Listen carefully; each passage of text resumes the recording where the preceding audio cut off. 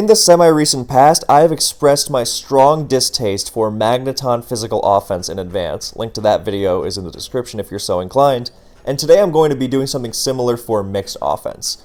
Now, if you're active in the current advanced scene, you are going to know this team style by the moniker Spikeless Offense. I have never liked that term. I don't think it paints an entirely accurate picture. I mean, I get why it's used, but let's look at it. So first you have your physical Magneton offense. That's also spikeless, but we refer to it as physical offense, or Magneton offense, or PhysMag if you really love abbreviating stuff like a true Pokemon player. So, sure. And then you have your Dugtrio Call Mind Spam special offense, which is also spikeless, but, we refer to that as special offense, or Call Mind Spam. So, okay, fine. And then we have this style of team, which also doesn't have spikes, but it also doesn't have one of the two major trappers, and we call it Spikeless Offense. Why is that? So, it was just the leftover style of offense, and we decided to refer to this one as the one that doesn't have spikes. So, I've never thought that was accurate. If you really want to be accurate, you would call it Trapless Offense, and I realize that doesn't roll off the tongue as nicely, but it's a lot more accurate because this team style does not hinge on the use of one of the two major trappers in the metagame, Dugtrio or Magneton. And you could say, oh, well, can't Metagross or T-Tar run Pursuit on this team? A couple things on that. Yeah, they can. They usually don't. Well, especially T-Tar doesn't. It needs to be cleaning up at the end of the game with Dragon Dance most of the time, or at least putting on more of an assault with a mixed set. And Metagross's Pursuit can be useful, but it's not near the same level of support as T-Tar's is, so it's not something you really build a team around. So, that, first of all. Second of all, yeah, they can run Pursuit, but they usually don't. Just like Magneton and Dugtrio offense teams can sometimes run spikes themselves. That doesn't make them suddenly not spikeless a large majority of the time, just like these teams are a large majority of the time trapless. So, that's my little rant on that. But I've always referred to them as mixed offense, because when the style of team was establishing itself in the metagame, that is what distinguished it from the other styles of offense. Because, yeah, you could say it doesn't focus on trapping, but rather than focus on what it doesn't do, I'd rather focus on what it does do. It uses mixed offense, specifically on Mixed Salamence, who was becoming really popular around this time, around 6-7 years ago. And instead of using a team slot on a trapper, then, which, Dugtrio and Magneton are great, but they're more support Pokemon, and they cut into your valuable team slots, so instead you get to run a bunch of high base stat total Pokemon using strong sets, hitting walls on both sides, and that's the general idea. So it's a nice idea, and at the time, then this team was really strong and has had a lot of success over the years. This original team was built by a French player named Phantomon. I think he used it on the PO ladder a bunch, and then Triangles used this team in SPL 6.5 years ago, and that really popularized it. And from there, guys like him and myself and others started using it more and more until it became an established team style in advance, just like anything else. And somewhere along the way, we decided to call it Mixed Offense. But I always thought, Spikeless Offense.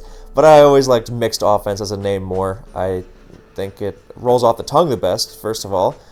Although that, I guess, is more debatable. But it's also truest to the original intent of the team, in my opinion. Now, the idea of the team is really nice. Not having a bunch of never-ending offense without having to resort to the trappers who can be mediocre sometimes and can cut into your 6 slots where you want to be running as many big, strong, dangerous offensive Pokemon as possible.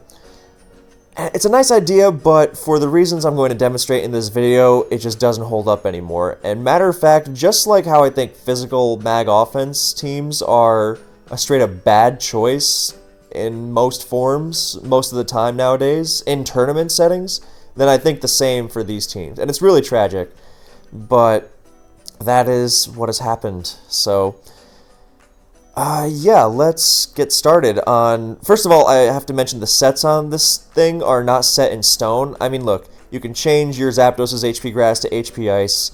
You can make him modest. You can make your Salamence rash. You can make your Metagross Choice Band or Mixed or Agility. That was on the original team, actually, or whatever. You can run Salic on this Swampert. You can run a bulky tank set. It's fine. You can tweak your Snorlax into Oblivion. You can run different T-Tars. Sure, whatever. And you can even switch up the Pokemon, although this set of 6 Pokemon originally created by Phantomon has proven itself to be the strongest. You can throw in your Arrows and your Jirachis and whatever, but those are not going to change the core issues of this team. What are the issues of this team? Well, I believe this style of team nowadays fails on the offensive side and the defensive side, which is pretty tragic because when you can't break through opposing teams and you're getting rocked by opposing threats, then that's just horrible. You know, at that point, it's like, well, what am I even using this for? What are its pros? You know, if every matchup, or most matchups, are just going to be, you know, uphill battles, what is the point? And those are exactly my thoughts. So let's take a look at some of the threats to this style.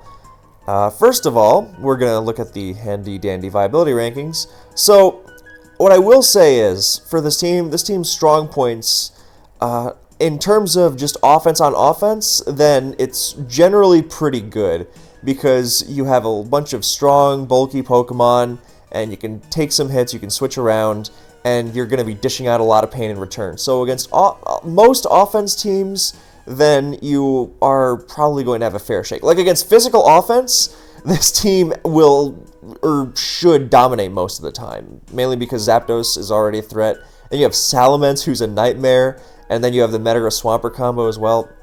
So, physical offense, you do have a really great matchup. Everything else kind of goes down the toilet. So, part of this video could just be renamed to Why Snorlax Sucks, but rest assured that will have its own video. And to Snorlax's credit, he is not the only reason why this team, or this team style, struggles so much. So, the number one issue with this team are special attackers. And I'm not just talking 1 or 2 special attackers, I'm talking just about every special attacker. So, because it's really Snorlax holding it together against pretty much every special attacker. You know, Waters, Electrics, the Calm Minders, everything else just gets kind of dumpstered. And I'm frustrated because I really did love using this team back in the day, but nowadays it's just like with the Magneton thing. I will be testing it out because I think it sounds good for a tournament, and then I run into the most common teams in the metagame, and I'm just on the back foot constantly, and it's like, what's the point? So, first of all, Zapdos, terrifying. Gengar, Jesus Christ, terrifying. Whether it's an offensive set with more coverage, so a grass move for Swampert, or just throwing out Will-O-Wisps, it's a total pain. It'll find its way in on a good Mence pivot, or a pivot against Gross or Swampert or Snorlax, and from there, good luck switching into that combination of Wisp. And yeah, you can run Pursuit Metagross, but that's not going to fix the issue, and then you're going to have a burned Metagross that doesn't dish out enough damage, and then Zapdos. Oh, and then consider that Gengar and Zapdos are paired together very well, or very often, and they work very well together, so yeah, good night. Especially because Gengar outspeeds the entire team, and Zapdos, you speed tie it at best, so you're constantly on the defensive. That's just the problem here. With these Pokemon, Metagross, Swampert, and T-Tar, they work nicely, but they're against they're okay, let me try to get one thought out at a time. They're fast against the slower portion of the metagame, which is a significant chunk of the metagame, but they're still pretty slow overall, which is the problem.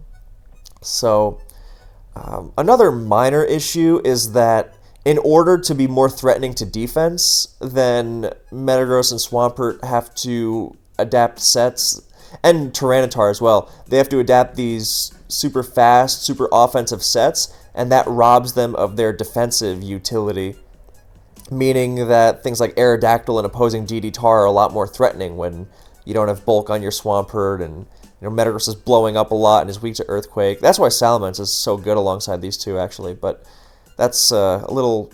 if that was this team style's biggest issue, then this team style would be amazing. But that's just a minor thing that I wanted to get out of the way while it was on my mind. So yeah, special attackers, first of all, so let's keep going into that. Gengar, Zapdos, Suicune's not so bad as long as you don't let it come in so many times, because at least Zapdos destroys it in return and you can blow it up. And Jirachi's pretty annoying because T-Tar can't heal, because it should always be running a Lum on this team, because you got to be running a fast set, and fast sets with leftovers are usually pointless, and Lum gives you more utility against the status-heavy defensive teams of the metagame that you need to be breaking through. So, oh, and here's the biggest one, Starmie. Yeah, Starmie eviscerates you. Moltres, good night. But and Jolteon with a spike down. Oh yeah, did I mention those special attackers are bad enough without a spike down? Put in a spike and you are scrambling to not die on the spot. It is just lights out. Because at least before, let's say you could pivot to Swampert on a T-Bolt against Zapdos, and then, let's say, pivot to your own Zapdos on HP Grass. I mean, Zapdos can still T-Bolt again against Swampert, because most people with the brain are not going to leave their Pert in on a Zapdos just to get HP Grassed, which means the Zapdos user can very feasibly just T-Bolt again. But let's just say that you are predicting the other guy perfectly and he's playing it super safe.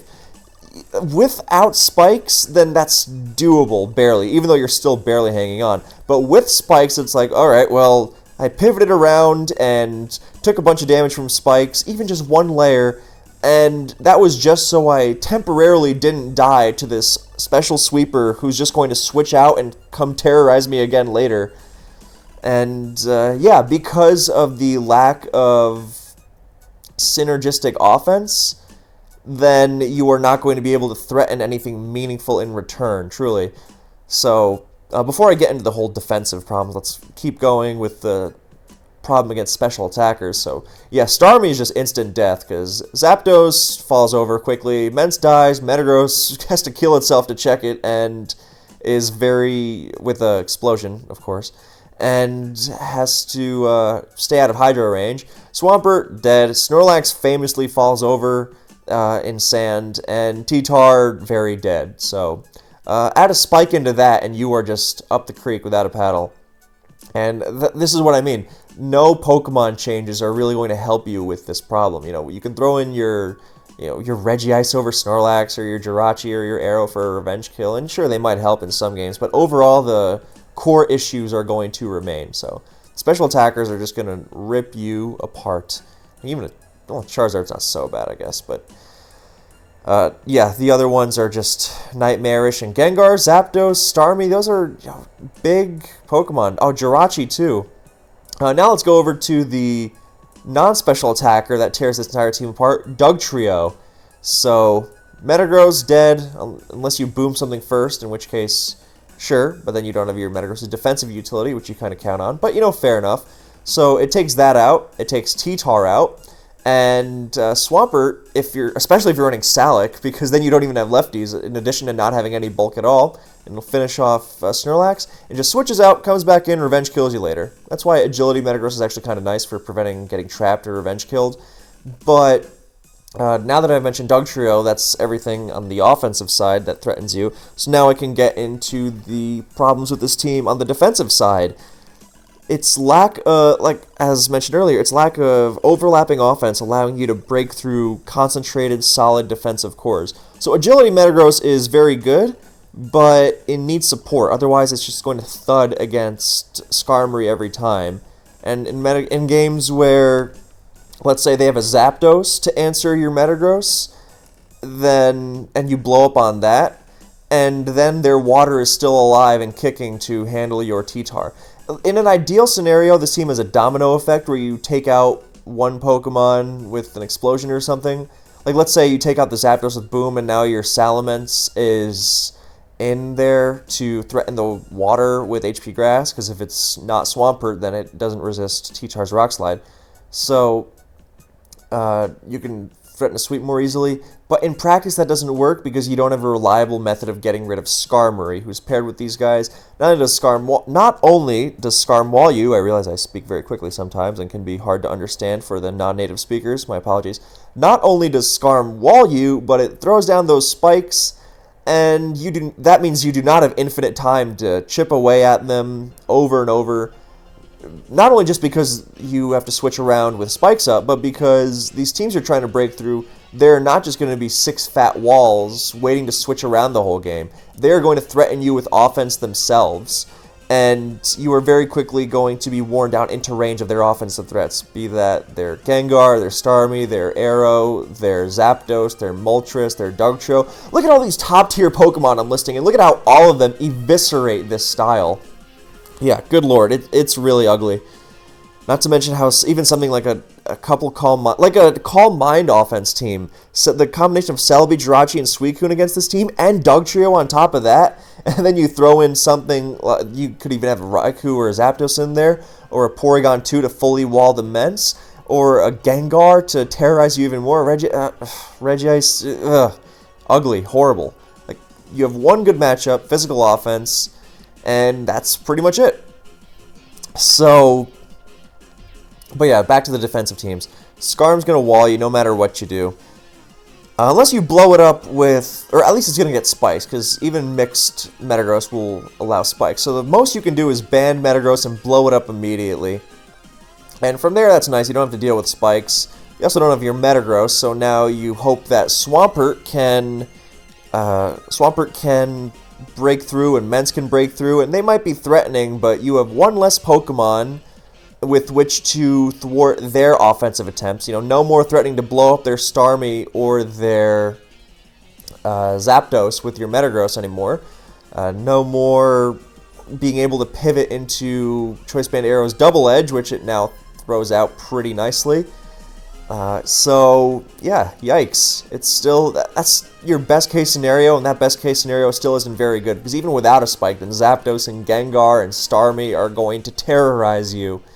So, yeah, there's also the fact that Snorlax can feel very impotent against these kinds of teams, because even without Skarmory in the picture, you have to nail either the T-Tar or the Gengar on the switch, and you have to nail the T-Tar or the Gengar on the switch, and if you don't, then you are forced out and you are being pressured, because even T-Tar, even if any T-Tar is going to pressure this team, and even if you have EQ on this Lax, then, well, we'll get to that. If you hit into Gengar, if you focus punch into Gengar, then, you know, you get wisped, and nothing comes into that, because you can't have anything come into that.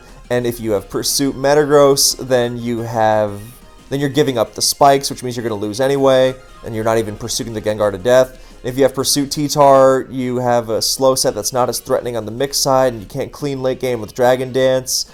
So, yeah, a bunch of very ugly catch-22s here. And that's with, even if you have Earthquake on your Snorlax, like I've been toying with a set that's Self-Destruct, Focus Punch, EQ, Shadow Ball. Nice, but you still don't want to be taking those hits one-on-one with T-Tar, because then you're going to get worn down into range for those special attackers anyway. So you have a bunch of significantly lose-lose scenarios here, as I'm sure has been made clear. So, and, oh yeah, if you don't have Earthquake on your Snorlax, you're even worse against special stuff, because you lose to Magneton one-on-one, which is just horribly embarrassing. So they have an HP Grass Magneton, and this seemingly useless Pokemon you think they have is suddenly a massive threat. I mean, Salamence should be threatening them significantly there anyway, but yikes. So, what was I getting towards? Oh, and the other one, Jirachi. You have to blow up on Jirachi, which won't even KO it at full health. So yeah, you want Earthquake on this Lax, but you also want Focus Punch, but you also want Shadow Ball, because you can't Pursuit Gengar effectively enough, and that means you have to give up on Body Slam, which is doable, I guess, but still lame.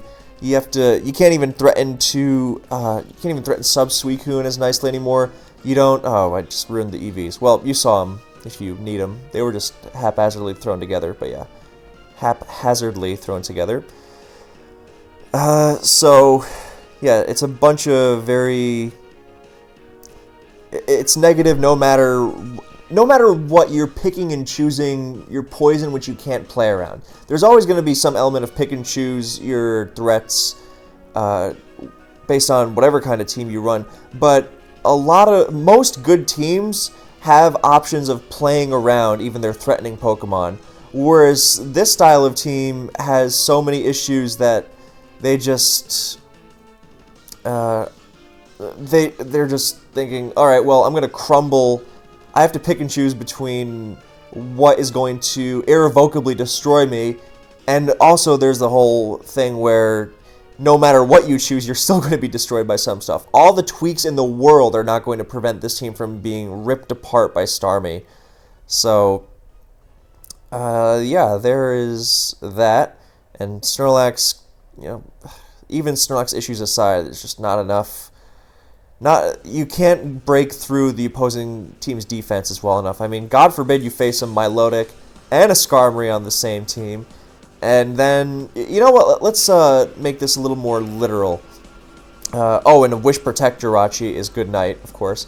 Let's make this a little more literal. Let's look at, just like we did in the Magneton video, let's look at the common kinds of cores in Advanced OU. And let's look at how this team style matches up against them. We'll go to... Okay, so... Alright, so the Milotic Celebi stall/balance thing. So that...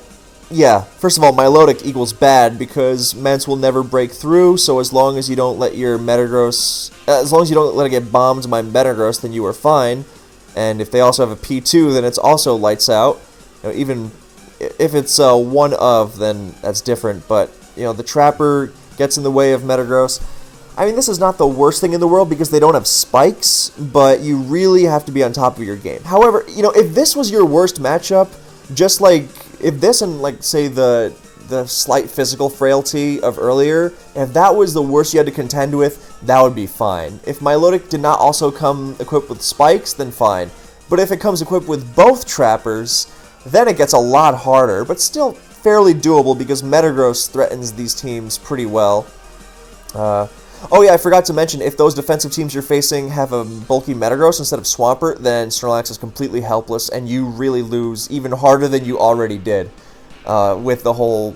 Even if you manage to deny the spikes, you're still just going to crumble to the pressure of the opposing attackers and not be able to break through them effectively enough because you are slow and don't have enough offensive firepower / coverage / moves to fit on one Pokemon / enough EVs in the world and items and everything because you want Lum and Lefties on everything, and some boosting berries wouldn't hurt either, just to get that final pinch and escape Trappers. Ugh, yuck.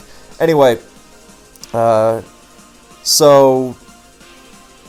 Oh, no, that's the wrong thread. So yeah, once you get introduced, the second Trapper becomes harder, and then you throw the spikes in there, and it's just horrible. Oh, I didn't even mention the pain of... if you're using DD Tar over Mix, which you usually should be, the pain of choosing HP Bug versus HP Grass, because, good luck reliably getting Swampert entirely out of the way, but once you give up that HP Bug, then once you give up that HP Grass, Celebi's gonna beat you, Claydol's gonna beat you, and you don't want to be losing to either of those things. But you can't just roll over and lose to Swampert, so again, Catch-22. Now, this is a problem DD Tar has in general, but at least on a team with it, you usually can focus on supporting it so that you can choose your last move more... Oh. Yeah, so you can better choose your last move without just hoping and praying.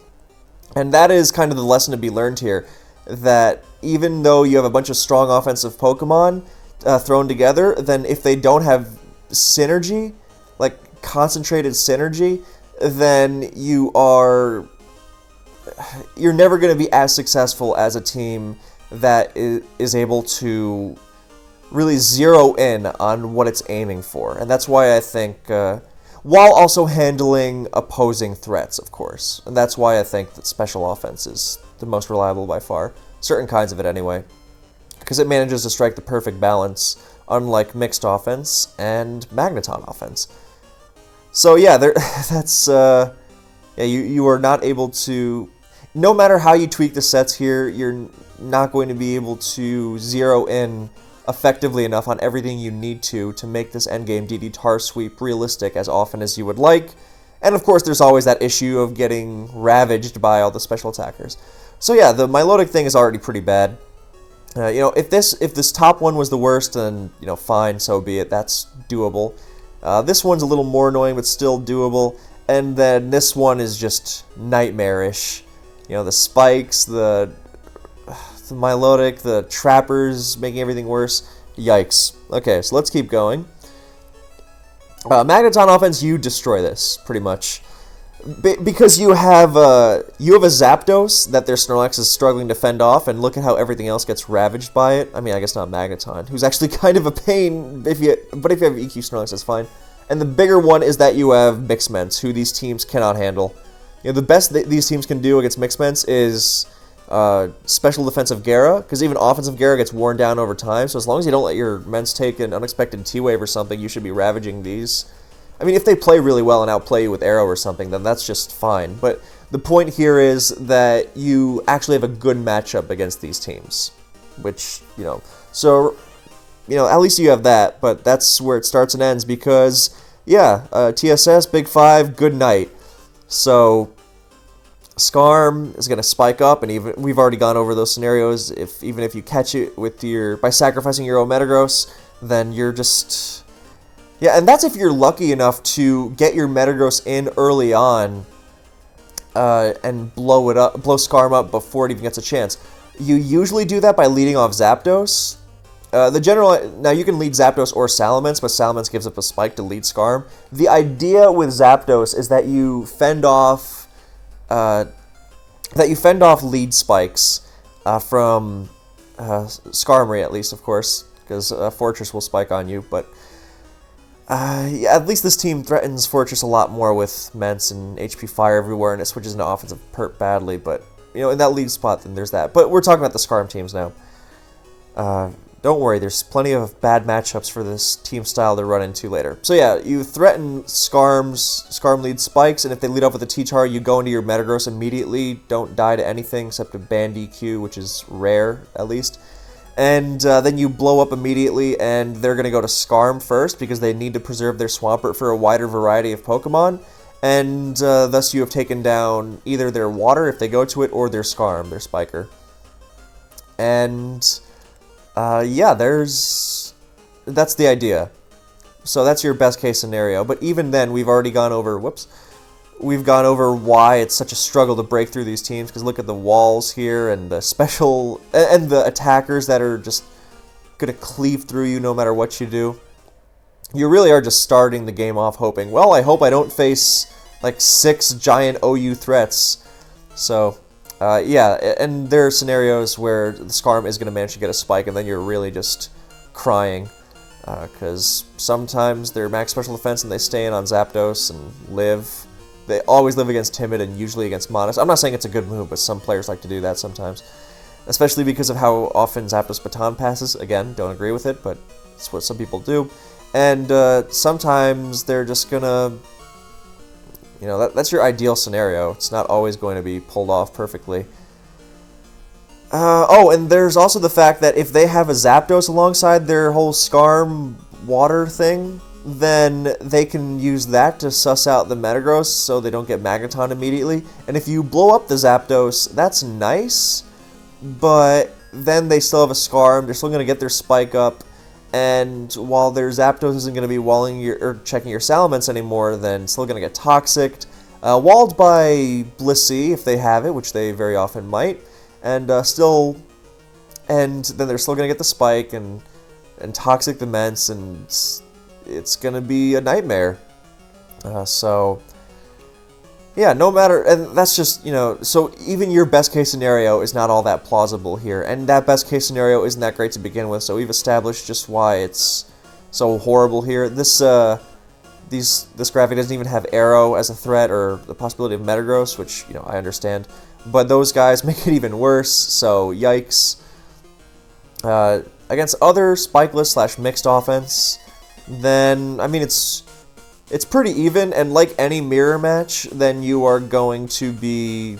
It's going to come down to the intangibles and your play.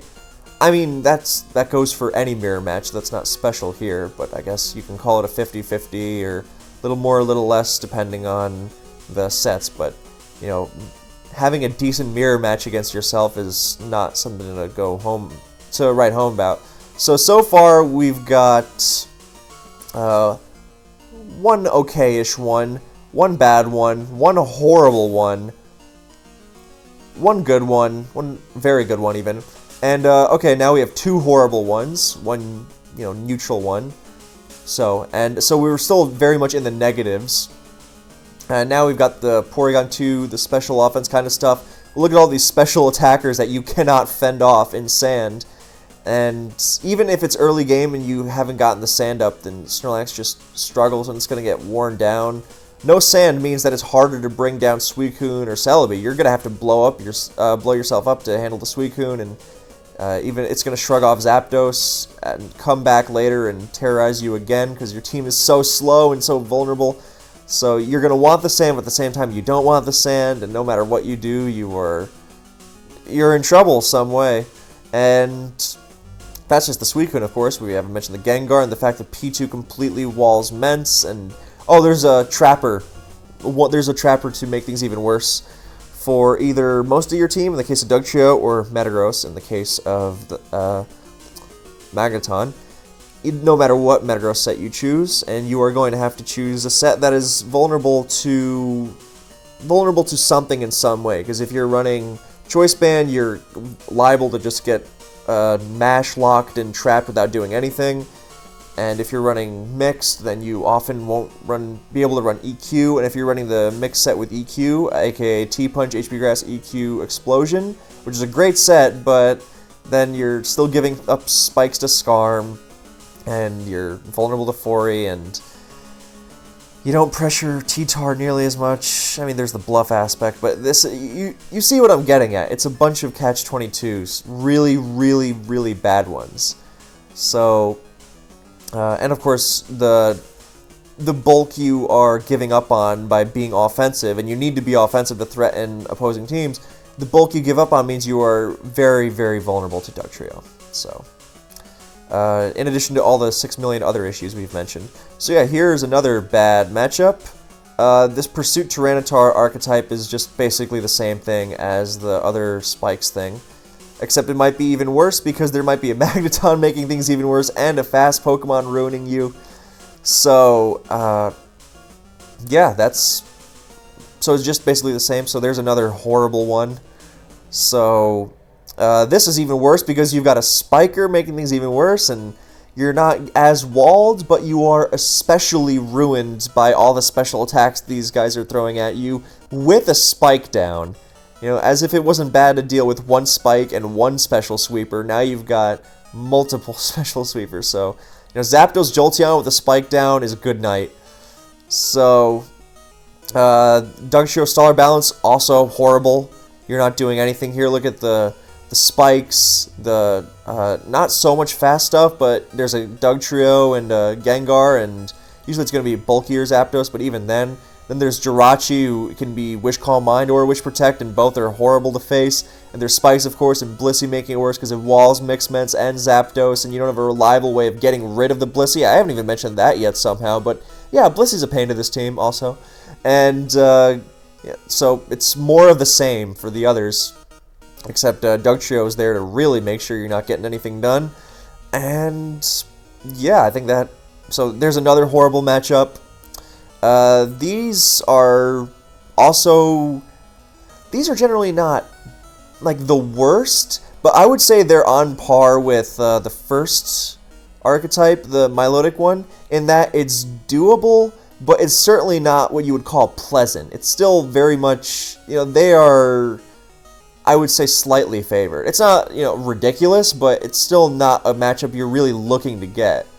Like, in a good team, in my opinion, does not really fear a certain archetype, does not have deathly fear of a certain archetype.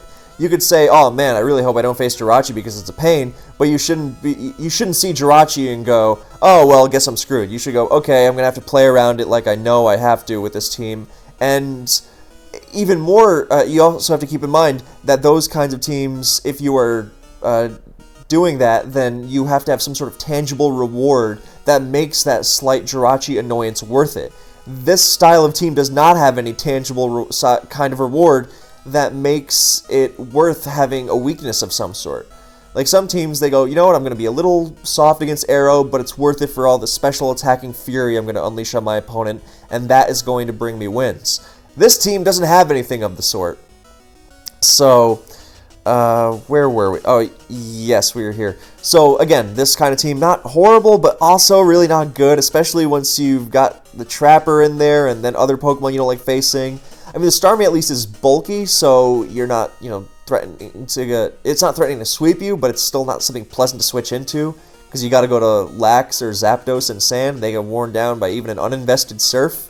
So, there's that, and the fact it also forces Metagross to blow up on it a lot, but you really don't want to be blowing up Starmie because it doesn't wall anything else. That, and it walls Swampert too, but then they have more that can annoy Swampert, like Celebi, so you're getting divided and conquered in the worst way. These bulky kinds of teams, all bulky kinds of teams, they want to divide and conquer in some way so you can't break through them with your offense. And of course, they're not going to be able to do that against every style of offense in the metagame, which is why they have their own offensive threats that they throw at you, and it's so, over time, you're going to be worse and worse against those offensive threats, so that's the dance they're going for. Wall while you can, and then eventually, throw in your attacks when you get a chance, and eventually you'll be able to win the game.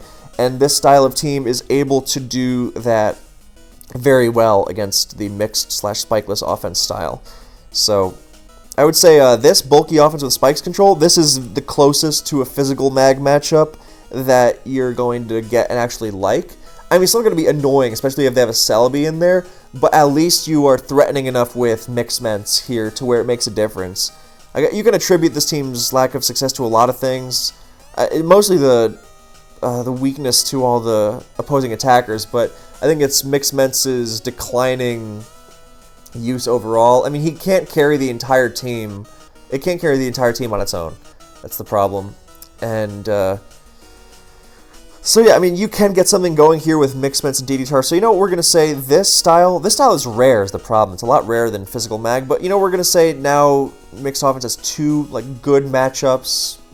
And of course, this is after I've lost count of how many horrible matchups we've got, because this balance with immediate offensive threat is also a bad look. There's the Magneton Trapper, the Skarm, the Celebi, the Metagross, the Jirachi, and the Blissey, of course.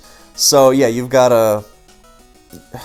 I realize, by the way, that there are only going to be 6 of these Pokemon on any given team, but I'm outlining the threats that these styles have that make it difficult to play around for the mixed offense style. And a lot of them are paired together quite often, and there are lots of different combinations you can come up with. You can make combinations of combinations from these great Pokemon on these styles, and they're effortlessly going to really get in the way of mixed offense, so that is why I am mentioning all these different Pokemon. So yeah, we've got, I stopped counting, 1, 2, horrible, 3, this is just the way Vapakuno has outlined it, by the way, so if we're talking in terms of raw teams, like the possible teams, then it's way wider than this. The amount of bad matchups. So 4, 5, 6, 7, and 8 horrible ones, and then a couple pretty annoying ones. You know what? I could even, we're being generous by not calling this a horrible one, honestly. So it's 8 or 9, and then. So, yeah, and then you have, a couple that are neutral-ish. 2 good ones, 8 or 9 horrible ones, and then 1 or 2 that are just doable, kinda. So, and that's most everything, so that is it. Let's see if we can get some replays just to Yeah, because I was going to go through my SPL games again, but I figured I already did that with the Magneton Offense video, and I don't want to keep harping on those games. But, yeah, this thread is a great read if you haven't checked it out already. So, yeah. Is this a good one? Alright, let's take a look at this replay. Oh, is that a... Oh, that's a picture. I can't click on it.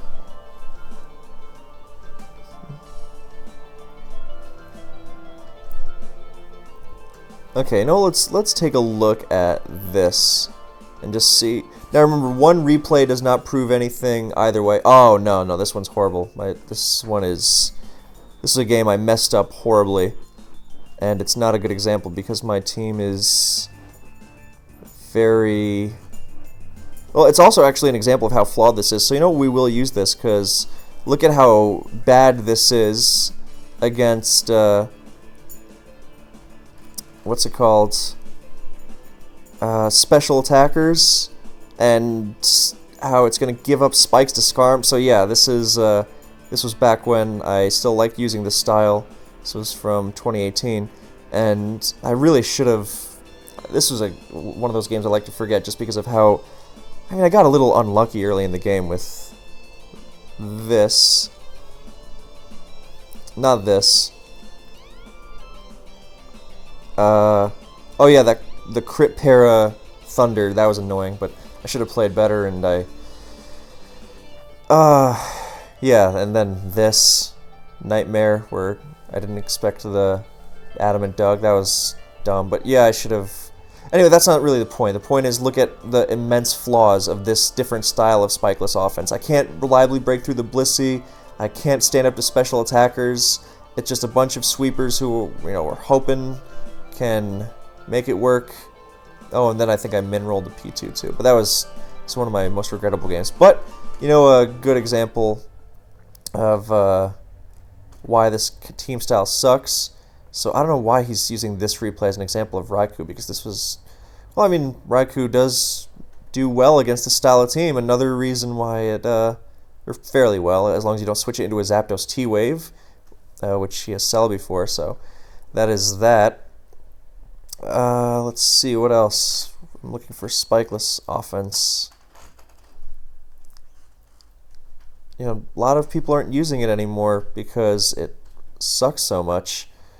So, is this a good one?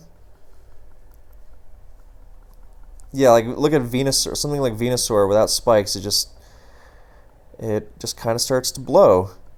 And you just can't divide and conquer enough, so look, Mensa getting walled, and, yeah, sorry to pick out these games, I'm just looking what I can get.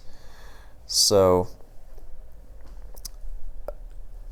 alright, you know, we're gonna call it there, I think, because...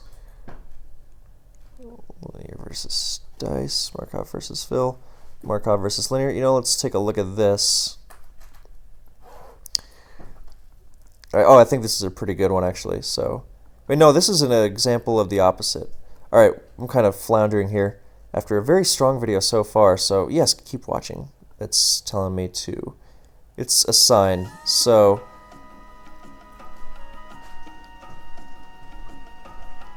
What is this? Nope, wrong. Alright, so we're gonna call it there. And... Alright, yeah, I should have organized this better, but I think I've made my point clear by now, so... Sorry about that last part. So we're gonna call it there. So, in conclusion, Mix/Spikeless Offense well and truly sucks. You know what, we'll try to find one good one. Markov versus... Linear versus Dice. Let's look at this one, if it's the one I'm thinking of. No, this is just Spikeless on Spikeless. See, now they've got me using it. This is infuriating when it's just so incorrect. And I think this is the one where he's using a rain team. So yeah, look, I guess this proves my point more. Not a lot of people are using this team in this style in tournaments anymore because it just straight up sucks. Also, this is not a Spikeless Offense team. This is full-out Special Offense. It's got a Doug Trio, so that was miscategorized. So both of these guys are running special. So yeah.